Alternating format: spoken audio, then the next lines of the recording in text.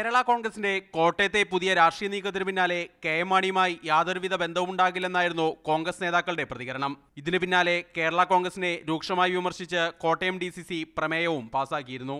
എന്നാൽ സംസ്ഥാന നേതൃത്വം ഇക്കാര്യത്തിൽ നിലപാട് മയപ്പെടുത്തിയതോടെ കോട്ടയത്തെ നേതാക്കൾക്കിടയിൽ ഭിന്നത ഉണ്ടായിരിക്കുകയാണ്. UDF ദേശാടന പക്ഷികൾക്കുള്ള ഇടമല്ലെന്ന് ആദ്യം പ്രതികരിച്ച തിരുവഞ്ചൂർ രാധാകൃഷ്ണൻ ഇന്ന് UDF ജില്ലാ നേതൃയോഗത്തിന് ശേഷം പ്രതികരിച്ചത് ഇങ്ങനെ: ഇപ്പോൾ ഈ പന്ത് കേരള കോൺഗ്രസിൻ്റെ ഗോൾമുഖത്താണ്. ആ പന്ത് അടിക്കേണ്ടത് എങ്ങോട്ടാണെന്ന് അവർക്ക് തീരുമാനിക്കാം.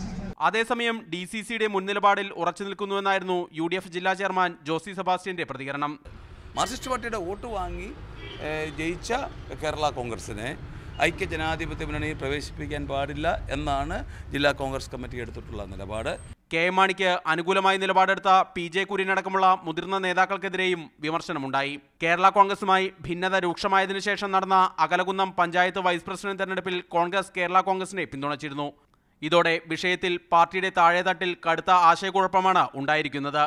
മാതൃഭൂമി ന്യൂസ്, കോട്ടയം.